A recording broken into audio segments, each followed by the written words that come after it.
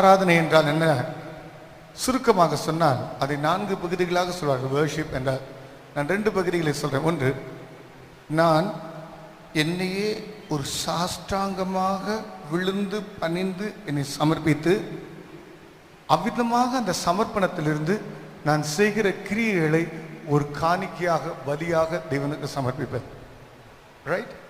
நான் பண்ற இந்த பிரசங்கத்தை கூட இந்த பாட்டை கூட ஒரு வர்ஷிப் அப்படி மாத்துறேன்னா, இதை ஒரு சாஷ்டாங்கமா விழுந்து பணிவது போல என்னையே நான் அர்ப்பணித்து இந்த பாடலை ஒரு காணிக்கையாக நான் அவருக்கு எடுக்கிறேன். அர்த்தம், ஆண்டவரே, என் இதயமும் உம்முடைய இதயமும் ஒன்றாக இணைந்திருக்கட்டும். 2 ஒன்றாக நான் கலந்திருக்க வேண்டாம். நான் பாடுவது பாடலாக இருந்தாலும் என் இருதயம் உம்முடைய இருதயத்தோடு இணைந்திருக்க